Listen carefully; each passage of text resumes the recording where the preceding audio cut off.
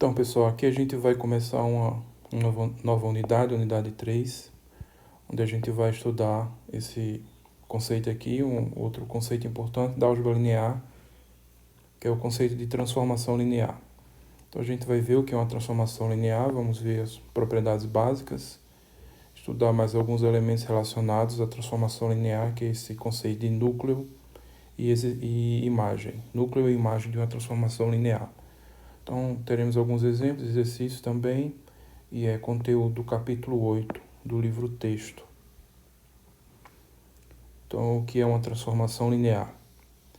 Então, vamos considerar dois espaços vetoriais, um espaço E e um espaço F, e uma função. Então, a transformação linear vai ser uma função, que a gente chama de transformação linear, vai ser função.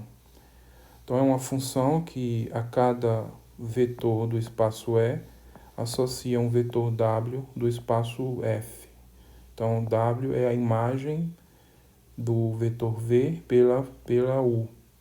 Então, W é T de V. Né? O W é a imagem do vetor V pela T. Então, W é T de V. Então, isso aqui significa isso. Você vai pegar o vetor V do espaço E, que é o domínio da função, o domínio da transformação, vai aplicar a transformação e vai resultar em um vetor no espaço F. Então, esse vetor chamado de W é a imagem pelo vetor V, a imagem do vetor V pela transformação T.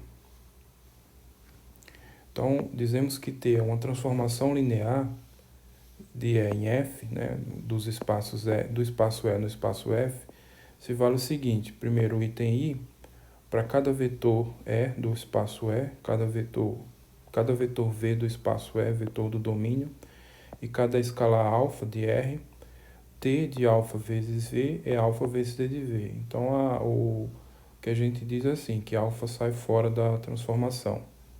Então, T de alfa vezes V é alfa vezes T de V. E o segundo item da definição, para cada U e V no espaço E, cada U e V no domínio, T de U mais V é T de U mais T de V. Então, a transformação da soma é a soma das transformações. Ok? Então, esses dois axiomas que definem o que é uma transformação linear. Um caso particular importante é quando o F aqui é o contradomínio. O espaço E, o espaço de partida, chamado de domínio, o espaço F, o espaço de chegada, chamado contradomínio. Então, no caso particular em que o espaço F, o contradomínio, é igual ao domínio, então tem uma transformação T do espaço E nele mesmo, a gente chama esse caso aqui, a gente diz que a transformação linear, é um operador linear. Então, o operador linear é um caso particular de transformação linear quando o contradomínio é igual ao próprio domínio. Então, isso vai ser um operador linear em E. Então, as propriedades básicas da transformação linear. Então, seja T de E em F uma transformação linear, então vale o seguinte: primeiro, T aplicada no vetor nulo é igual ao vetor nulo. Só observe o seguinte, aqui a gente usa a mesma notação, então vetor nulo é o símbolo do zero, mas observem que podem ser coisas diferentes, porque os espaços podem ser diferentes. Então, esse zero representa o vetor nulo do espaço E, o vetor nulo do domínio. Esse outro zero aqui representa o vetor nulo do contradomínio. Eles podem ser diferentes, podem ser bem diferentes, não necessariamente é a mesma coisa. Então, a gente usa o mesmo símbolo, mas isso do contexto fica claro. Tem que estar atento a isso para não cometer erros grosseiros. Então, a transformação do vetor nulo é o vetor nulo. Então, eu transformo o vetor nulo do espaço E e o vetor nulo do espaço F. O item 2, transformação de uma soma finita qualquer, é a soma finita aqui das transformações. Então, esse item 2 é só a generalização dessa propriedade 2, que define para um número finito qualquer de vetores. Então, você pode dizer simplesmente assim: a transformação da soma é a soma das transformações, se você estiver falando de soma finita, ok? Então, isso aqui vale para todo vetor V1 reticência até Vn, vetores de E. A propriedade 3 é uma mistura da propriedade 2 aqui com o item I da definição. Então, a transformação dessas combinações lineares aqui. Então, aqui a gente tem uma combinação linear dos vetores V1 até Vn. Então, a transformação da combinação linear é a combinação linear das transformações. Ok? Pode ler assim. Então, isso vale para cada vetor, cada sequência aqui de vetor, até o V1 até Vn no E, e sequências de escalares, alfa1, alfa-n em R. Propriedade 4, transformação do oposto do vetor V é o oposto da transformação do V. Ou T de menos V é menos T de V. E a propriedade 5, T de U menos V é T de U menos T de V. Então, a transformação da diferença é a diferença da transformação. A diferença das transformações. Então, vou provar aqui o item I, e o item 1 primeiro. Então, pode ser provado de várias maneiras. Vamos pegar aqui um vetor nulo no item I da definição. O item I da definição diz que T de U mais V é T de U mais T de V, qualquer que seja o vetor V. Então, vamos pegar o vetor U igual ao vetor V, tá? Faltou aqui. O vetor U igual ao vetor V e ambos iguais a zero.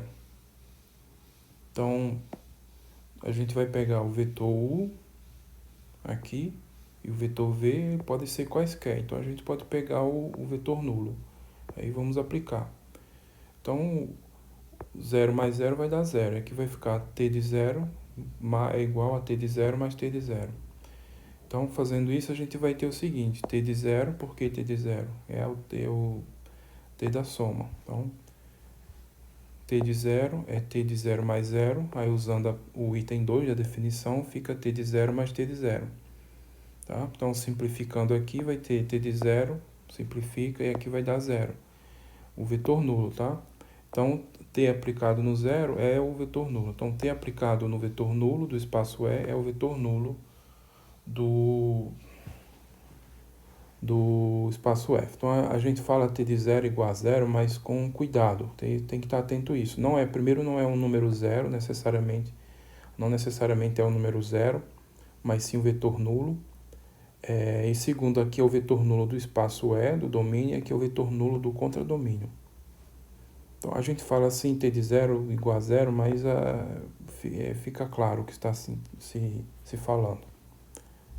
Então, a propriedade da definição 2 é uma indução. Tá?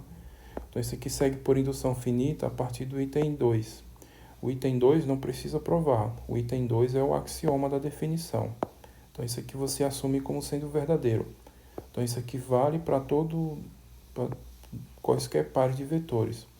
Agora, aqui no item 2 da propriedade, não. Isso não é axioma. Isso aqui prova-se por indução finita, tá? Então, o item 2 segue por indução finita a partir do item... A propriedade 2 segue por indução finita a partir do item 2 da definição. A gente não vai fazer aqui porque eu não estou ensinando nada sobre demonstração por indução finita. Quem tiver familiaridade com isso pode fazer como exercício. Quem não tiver, não se preocupa, que não é assunto necessário para faz parte dessa disciplina. Já o item 3, que é esse aqui, transformação de uma combinação linear, é a combinação linear das transformações, claramente é uma mistura da propriedade 2 com o item I da definição. Então, o item 3 segue do item I da definição junto com a propriedade 2 que foi escrita. Então, aqui pode ser feito, não precisa de indução aqui. Então, você pode assumir o item 2, tá? Assume o item 2 e prova esse daqui, usando o item 2 da propriedade e o item I da definição. Então, eu deixei aqui como exercício para vocês escreverem. A propriedade 4, essa daqui, segue direto do item I da definição, tomando o escalar igual a menos 1. Então é só fazer aqui o alfa é igual a menos 1, que aí fica direto. Então é só para vocês escreverem isso daí. E o item 5, né, a propriedade 5, segue do item I da definição também, junto com a propriedade 4. Tá? O item I é o item 2i, que é item 2i. O que você vai fazer aqui com U mais menos V, tá? Aí usar isso daqui e usar a propriedade 4. Tá? Então, deixa aqui para vocês escreverem também como exercício.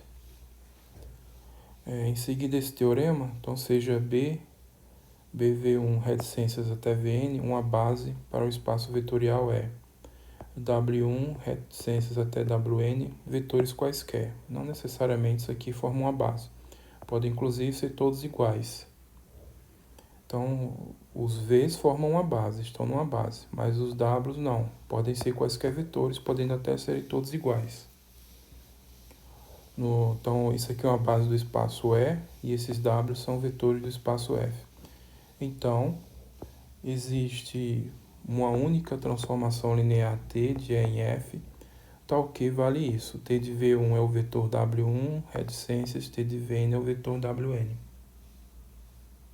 Então, isso aqui está dizendo para a gente como é que a gente vai fazer para construir transformações lineares com essas condições aqui. Então, esse teorema é o tipo de teorema que fala de existência e unicidade. Então, primeiro, existe, então a gente tem que provar a existência, e é único. Então, provar a unicidade. Então, a gente vai provar, então, primeiro a existência. Então, a prova da existência. Então, para cada vetor E do espaço E, cada vetor V do espaço E, ele pode ser escrito como combinação linear x1vu mais reticência xnvn. Porque o B forma uma base, tá? Então, lembrem-se que esses coeficientes aqui também são únicos. A gente estudou aí nos vídeos aí anteriores, quando estava estudando base, que esses coeficientes eles existem e são únicos, tá? Então, a gente vai simplesmente definir assim, T de V como sendo, vai pegar os coeficientes da combinação linear do V e fazer essa combinação linear aqui, só que agora é com os W's. Então, isso aqui é a definição. Então, T de V é x1W1 mais reticência xnWN. Então, esse x1 é o mesmo que aparece aqui. Então, todos esses coeficientes são os mesmos. Então, até o W, xn é o mesmo xn aqui. Então, eu vou pegar esses valores e aí com eles vou escrever essa combinação linear. Só que agora é com os W's, tá? Então, lembrando, mais uma vez, esses W's não necessariamente formam uma base. Tá? São vetores quaisquer, inclusive podem ser todos iguais. Então, isso aqui é a definição da transformação que a gente vai ver. Então, ó, isso aqui é uma função e a gente precisa provar que ela vai ser a transformação linear que fala aqui, né? Existe a transformação linear satisfazendo isso. Bom, então para verificar isso daqui é simples, porque a gente vai ter essa propriedade direto. Para cada i, né, e variando de 1 até n, vai valer isso aqui porque quando você fizer isso aqui, por exemplo, para o V1, o x1 é 1 e os outros todos valem 0. Então, quando você pegar o x1 aqui, vai ficar aqui 1, então vai dar só o W1 e o resto tudo 0. Então, fica direto T de V1 igual a W1. E faz isso com todos os coeficientes. Então, por exemplo, quando for o Vn, aí o xn, que é igual a 1, e os outros todos valem 0. Aí você vai pegar o xn, que vale 1, e os outros todos iguais a 0. Então, quando fizer isso, vai dar só o Wn. E aí vai ser a relação aqui correspondente com i igual a n. Ok? Então, essa transformação definida assim satisfaz essas relações aqui. Só falta provar o quê? Que é uma transformação linear. Então, vamos provar que ela é linear. Então, para provar que é linear, tem que provar esses dois itens aqui da definição, o item I e o item 2i.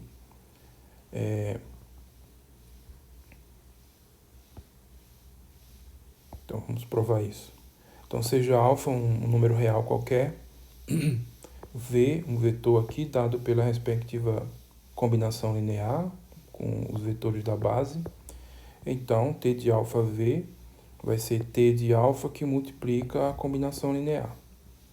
Então esse alfa está multiplicando essa combinação linear toda. E aí eu vou usar a distributividade aqui, escrever da seguinte forma. Então vai ficar alfa x1 V1 mais reticências alfa xn Vn. Então T de alfa V é T dessa combinação linear, onde os coeficientes agora são esses, alfa x1, etc, até alfa xn. Então, pela definição da transformação linear, eu vou pegar esses coeficientes e fazer a combinação linear agora, só que usando os w's. Então, essa passagem aqui, ó, essa passagem é da definição da transformação. Definição da transformação, não estou usando linearidade, não. É a definição da transformação. Não posso usar linearidade, porque eu quero exatamente provar que ela é linear. Então, aí, chego aqui e agora faço o contrário, eu coloco o alfa em evidência. Então, quando eu coloco o alfa em evidência, fica alfa vezes essa combinação linear. E essa combinação linear, por definição, é a T aplicada no V. Ok? Então, fica alfa T de V. Ou seja, T de alfa V igual a alfa T de V. Então, é exatamente o item I da definição. Então, agora vamos para o item 2i. Então, para o item 2i, então eu vou pegar um V, aqui a respectiva combinação linear com respeito à base que eu estou pegando. Um outro vetor U, então tem aqui a combinação linear correspondente com respeito à base que eu estou tomando. Então, peguei dois vetores quaisquer aqui. Então, eu vou fazer T da soma, T de V mais U. Então, T de V mais U, isso aqui é a combinação linear do V e essa aqui é a combinação linear do U. Então, eu só vou juntar os termos que tem V1 em comum. Então, aqui, ó, x1, V1, y1, V1. Então, eu vou juntar esses dois e colocar o V1 em evidência. Quando eu fizer isso, eu vou ter isso daqui. E vou fazer isso com todos, até chegar no xnVn. Então, xnVn, ynVn. Então, vou juntar os dois e colocar o Vn em evidência. E vou chegar nisso daqui. Então, T dessa soma é igual ao T dessa aqui, ó. Tá? T aplicado nessa aqui. x1 mais y1v1 mais reticência xn mais ynvn. Então, aqui, ó. Aí, eu estou aplicando a transformação linear no vetor, cuja combinação linear é essa daqui, onde isso aqui são os coeficientes. Então, a definição da transformação linear diz que eu tenho que pegar esses coeficientes e fazer a combinação linear com os w's. Então, isso aqui é a definição da transformação. Então, é a propriedade de linearidade, não. Então, ó, é a definição, eu vou pegar o coeficiente do V1 e passa a ser aqui o coeficiente do W1, e assim por diante até chegar o coeficiente do Vn, aí vai ser aqui o coeficiente de Wn, que tá escrito errado aqui. Xn Wn. Bom, aí agora eu vou fazer o caminho inverso, ó. Então eu vou agora desmembrar isso aqui. Então vai ficar x1w1, y1w1, então vai ficar assim, ó, x1w1, y1w1. Eu vou fazer com todos até xnwn, ynwn. Então quando eu fizer isso, xnwn, ynwn, tá? Então é o caminho inverso do que foi feito aqui nessa passagem. E isso daqui, por definição, é a T aplicada no V, e esse aqui, por definição, é a T aplicada no U. Então, o que foi que a gente chegou? T aplicada em U mais V é T aplicada em V mais T aplicada em U. Então, T da soma é a soma dos T's. Tá? Essa propriedade 2 aqui. Então, com isso, a gente prova que ela é uma transformação linear. Essa aqui é a parte da existência. Então, a gente construiu a transformação linear. Provamos as propriedades aqui da linearidade. Agora é a parte da unicidade. Então, a unicidade, eu tenho que provar que não tem outra transformação satisfazendo essa mesma propriedade aqui. Não tem outra transformação satisfazendo essa mesma propriedade. Então, eu vou supor que existe uma S, tá?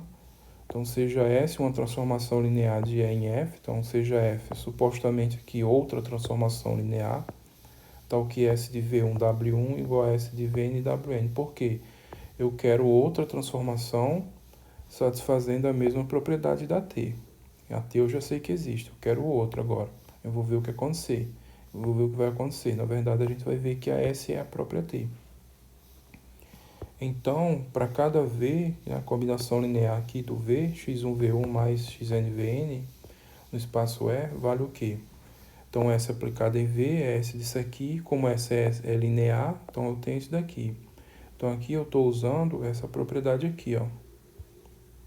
Então, aqui eu usei essa propriedade. Aí, para S, eu sei que S é linear. S é transformação linear. Então, S dessa combinação linear dá essa combinação linear aqui. Só que S de V1 é W1. E assim por diante até chegar no S de Vn, que é o Wn. Por quê? Porque eu estou assumindo, seja S uma transformação linear satisfazendo isso. Então, no final, quando eu cheguei aqui, isso daqui é a mesma T que foi definida. É a T que foi definida, ó. É exatamente isso. Então, no final, eu cheguei o quê? Que S de V é igual a T de V. Ou seja, S de V igual a T de V para todo V do domínio. Então, duas funções que coincidem aqui, em cada valor do domínio, ela é na verdade a mesma função. Então, S é igual a T. Então, esse outro aqui não existe, só existe uma mesma. Aqui é a própria T. Então, esse teorema ele é importante, ele diz como que a gente faz, principalmente aqui na demonstração, quando aparece isso, diz como que a gente faz para construir transformações lineares satisfazendo essas condições aqui, ó. Então, vamos ilustrar aqui com esse exemplo. Então, exemplo, seja isso aqui é uma base do R3, base B. Essa base aqui, que tem esses vetores V1, 1, 1, V2, 1, 0 e V3, 1, 0, 0. Então, seja isso é uma base R3. E aí vamos determinar a transformação linear T do R3 no R2, que satisfaz isso daqui, ó.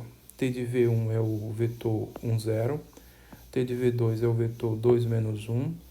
T de V3 é o vetor 4, 3. Então, é isso aqui, ó. É essa condição aqui, com W1 sendo o vetor, sendo esse vetor aqui, o vetor, aí tem o W2 e o W3, tá? Então, eu vou construir, a gente vai construir a transformação linear que satisfaz isso aqui. Construir assim, aí o que a gente vai fazer é calcular a fórmula da transformação. Porque aqui a transformação só está dada para 3 vetores. A gente só conhece o valor da transformação para 3 vetores. Mas como esses vetores formam a base do espaço do domínio, que é o R3, então basta isso. A partir deles eu construo qualquer outro valor, inclusive a expressão da transformação. Então, por exemplo, vamos resolver aqui. Então, pego um vetor XYZ arbitrário, XYZ qualquer do R3. O que eu quero é a expressão. T de XYZ vai dar o quê? Então, o vetor XYZ é o vetor genérico. Como a B é uma base, então esses 3 vetores formam a base, ele pode ser escrito como combinação linear desses vetores da base. Então, eu chamei de alfa o coeficiente desse vetor V1, beta o coeficiente desse outro vetor, e gama esse coeficiente desse outro vetor. Aí eu resolvo aqui, né? Faço alfa 1 mais beta, não, alfa vezes 1, alfa, né? Mais beta vezes 1, beta, gama vezes 1, gama. Então, fica alfa mais beta mais gama. Então, a primeira componente aqui dessa soma vai ser alfa mais beta mais gama.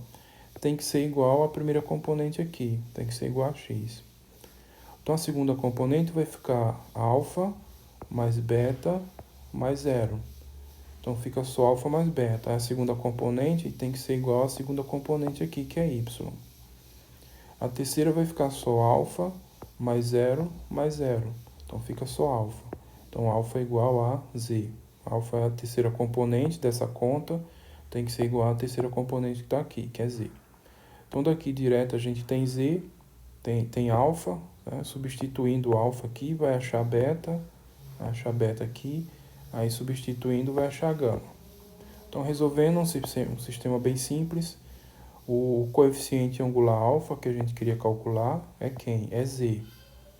O coeficiente angular beta, coeficiente angular não, o coeficiente da combinação linear, que é beta, a gente precisava calcular, é isso aqui, y menos z. E o coeficiente gama, que a gente precisava calcular também, é isso aqui, x menos y. Então, agora é só substituir. Então, substituindo, ó, então t de x y vai ficar como? Então, na demonstração aqui apareceu a fórmula. A fórmula diz que você vai pegar a combinação linear do vetor. Então, no caso lá, o vetor é o vetor genérico, x, y, z. O vetor é aquele vetor, o vetor V1 é o vetor 1, 1. O vetor V2 é o vetor 1, 0. E o V3, 1, 0, 0. Eu precisava calcular os coeficientes lineares, então os coeficientes aqui da combinação, para construir isso aqui, ó. Então, eu vou pegar os valores que eu achei e vou substituir os valores W. Quem são os valores W? W1, W2 e W3. Precisava dos coeficientes, então agora eu vou fazer alfa, T de 1, mais beta, T de 1, 0, mais gama, T de 1, 0, 0. Então, substituir o alfa por z, T de 1, que é isso aqui, o beta, que é 1 menos z, T de 1, 1, 0, que é isso aqui, o gama, que é x menos y, T de 1, 0, 0, que é isso aqui. Aí, só fazer as continhas aqui, simplificar o que der para simplificar, vai chegar aqui. Portanto, a transformação linear, a fórmula dela é isso aqui, ó. Então, veja. Só precisei conhecer os valores da transformação linear nos vetores da base. A partir deles, eu encontrei a fórmula geral da transformação linear, tá? Então, isso é importante. Esse resultado é importante exatamente para isso. Vão ter outros exercícios em que vocês vão fazer exatamente esse tipo de coisa aqui com outros espaços. Então, vamos ver agora o que vem a ser o núcleo, a imagem de uma transformação linear. Então, seja T de E em F, uma transformação linear, e define-se o núcleo de T, pode abreviar assim, núcleo, mas eu vou usar essa expressão que vem do inglês, tá? Núcleo, do inglês é kernel, tá? Então, essa expressão aqui é bastante usada, até em português também, então vou usar esse daqui, mas quem quiser pode continuar usando a abreviação aqui de núcleo, mas eu vou usar kernel, então, que é a abreviação ker de T, que é a abreviação de kernel, que é núcleo em inglês. Então, o núcleo da transformação é formado pelos vetores do espaço E, tais que, quando eu aplico a transformação, vai dar o vetor nulo. Então, é V de E, tais que T de V é o vetor nulo. Então, isso é a definição do núcleo, ou kernel. Já a imagem de T, a imagem é a imagem mesmo como função. Então, pode usar essa notação, a abreviação de imagem, in de T, ou T de E, que também é outra notação para T de E, que significa que você vai aplicar T em todos os vetores de F. Então, isso é simplesmente os Ws do espaço F, tal que W é T de V para algum V do E. Então, veja aqui, isso daqui é um subconjunto do espaço E. Os vetores aqui estão em E. E já aqui, os vetores estão em F. Então, isso aqui é um subconjunto do espaço F, tá? Então, aqui representando graficamente, então digamos que esse retângulo aqui representa o espaço E, esse outro aqui o espaço F. Aqui eu tenho o vetor nulo do espaço F, e aí o que é um núcleo? É um subconjunto aqui, esse que está destacado, quer de T, é um subconjunto, tá, esse que quando eu aplico a transformação vai dar o mesmo valor sempre, que é o valor zero. Então, todos os pontos aqui, ó, quando eu aplico a transformação, vai dar sempre zero. Então, esse é o núcleo. Então, essa definição. São os vetores de eta, que T de V é zero. A imagem, eu vou simplesmente pegar todos os vetores do domínio, todos os vetores do espaço E e aplicar a transformação. Então, isso eu vou juntar tudo e vai dar um conjunto aqui, que eu destaquei aqui, esse retângulo aqui destacado em cinza. Então, é um subconjunto do espaço F, ok? Agora, o que é importante é saber que tanto esse subconjunto é um espaço vetorial, é um subespaço vetorial, quanto esse aqui também é um subespaço vetorial. É o que diz esse teorema. Então, o núcleo de T é um subespaço vetorial de E, e a imagem de T é um subespaço vetorial de F. Então, são dois subespaços vetoriais aqui dos seus respectivos espaços. Então, vamos provar o item I. Então, a gente já sabe que T de 0 é 0, foi a primeira propriedade que a gente provou. A T aplicada no vetor nulo do domínio vai cair no vetor nulo do contradomínio. Então, o vetor nulo está aqui, vetor nulo de E. Então, a gente já sabe disso.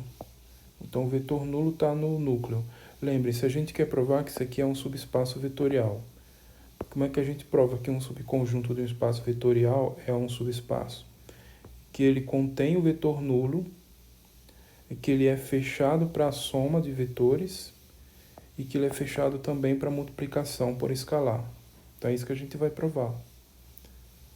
Então, sejam U e V elementos do núcleo de T.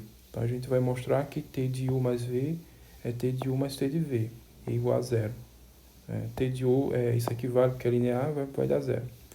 Bom, se U e V estão no núcleo, então T de U é igual a T de V, que é zero, porque está no núcleo, é o que define o núcleo. E aí, T da soma, T de U mais V, como a transformação linear, fica T de U mais T de V. Mas cada uma dessas parcelas é zero. Portanto, T de U mais T de V é zero, ou seja, T de U mais V é zero. Se T de U mais V é zero, significa que a soma U mais V está no núcleo. Então, essa é a conclusão. Então, U mais V está no núcleo. Então, a gente pegou dois elementos quaisquer do núcleo e mostramos que a soma é um elemento do núcleo. Ou seja, o núcleo é fechado para a soma de vetores. Em seguida, a gente vai mostrar que ele é fechado para multiplicação por escalar. Então, seja alfa um número real qualquer e U um vetor qualquer. Então, T de U é zero, né? Porque... não, aqui é no núcleo. É pertencente ao núcleo. Vou pegar um elemento do núcleo.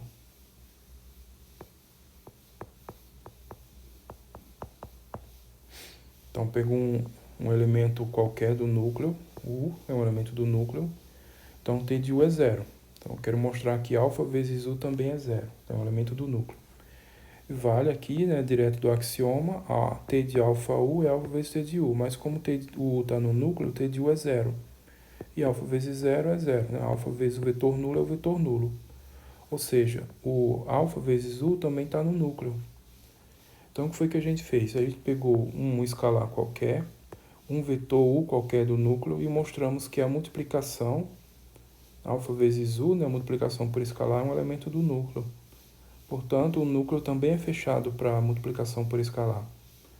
Então, ele contém um vetor zero, ele é fechado para a soma de vetores e é fechado para a multiplicação por escalar. Então, isso é o que a gente precisa fazer para mostrar que um subconjunto é um subespaço. Então, a gente conclui aqui que o kernel de T é um subespaço vetorial do espaço vetorial E. Para o item 2i, vamos fazer parecido. Parecido não, que tem que fazer a mesma coisa, mas no contexto aqui é diferente. Então, de novo, a gente vai mostrar que é fechado para a soma, multiplicação por escalar e tem um vetor nulo. Então, de novo, a gente sabe disso, né? T aplicado no vetor nulo dá o vetor nulo. Então, aqui o vetor nulo é um elemento, aqui está errado, que é a imagem.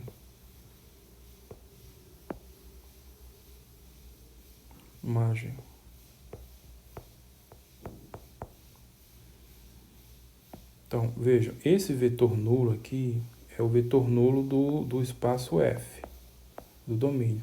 É esse aqui, tá? Então, ele é um elemento da imagem. Esse outro é um elemento é o vetor nulo do espaço E. Então eu mostrei, aqui tem aqui, é que o vetor nulo do espaço F é a imagem do vetor nulo do espaço E pela transformação. Isso significa dizer que o vetor nulo do espaço F é um elemento da imagem de T. Então aqui, cuidado que isso gera confusão, que é o mesmo símbolo aqui, mas percebam que são coisas diferentes, contextos diferentes. Então a imagem da transformação contém um vetor nulo. Agora vamos pegar dois vetores da imagem e vamos provar que a soma também está na imagem. Então sejam W1 e W2 elementos da imagem de T. Então existem V1 e V2 no domínio, tais que o W1 é T de V1 e o W2 é T de V2. Isso é a definição da imagem, simplesmente. Dizer que o W1 está na imagem significa dizer que tem um V1 no domínio que satisfaz isso. Dizer que o V2 está na imagem significa dizer que tem um V2 que satisfaz isso. Então, isso é simplesmente a definição da imagem. Então, de novo, como aqui agora é a linearidade, a transformação linear T de V1 mais V2 é T de V1 mais T de V2, e esse aqui é o W1 e o T de V2 é o W2, então o que foi que a gente provou? Aqui, ó, que a soma W1 mais W2 é a imagem de quem? É a imagem da soma V1 mais V2 pela transformação. Ou seja, a imagem, a soma W1 mais W2 é a imagem de um vetor do domínio pela transformação. Isso significa dizer que a soma está na imagem. Então, W1 mais W2 está na imagem. Então, o que foi que provamos? Pegando dois elementos quaisquer, dois vetores quaisquer da imagem de T, mostramos que a soma está na imagem. Então, a imagem é fechada para a soma, ok? Agora, vamos provar que ela é fechada para multiplicação por escalar. Então, pegar um alfa qualquer, um escalar, um w qualquer, um elemento da imagem, e vamos provar que alfa vezes w está na imagem. Então, de novo, como o w está na imagem, existe um vetor u no domínio, tal que alfa é t de u. E usando agora a linearidade, de novo, t de alfa u é alfa t de u, então fica alfa vezes quem? Alfa vezes w. Então, alfa vezes w é a imagem de um vetor, que é esse vetor aqui, alfa vezes u, pela transformação. Isso significa dizer que isso aqui está na imagem. Ou seja, alfa vezes w é um elemento da imagem. Portanto, a imagem também é fechada para multiplicação por escalar. Então, alfa vezes r é qualquer aqui, um w na imagem qualquer, alfa vezes w aqui está na imagem. Então, juntando tudo isso, aí conclui que a imagem também é um subespaço vetorial do espaço F. Então, essas duas informações importantes sobre o núcleo de um espaço vetorial, de um núcleo de uma transformação e a imagem de uma transformação, é que elas formam subespaços dos seus respectivos espaços. É o conteúdo desse teorema. Com isso aqui eu concluo esse vídeo. Então a gente viu aqui os primeiros elementos de transformações lineares, né, as propriedades básicas, conceito do núcleo e imagem. E a informação importante aqui é essa aqui nesse teorema, que isso aqui é um subespaço vetorial de E, o núcleo, e a imagem é um subespaço vetorial de F. Ok? Então aqui teve poucos exemplos, poucos exercícios, vamos ver mais no próximo vídeo. Então aqui alguns exercícios ficaram só para vocês completarem, aqui como exercício, só escrever isso daqui, ok? Então no próximo vídeo a gente vai falar mais coisas sobre transformações lineares. Então é só isso e até o próximo. Tchau.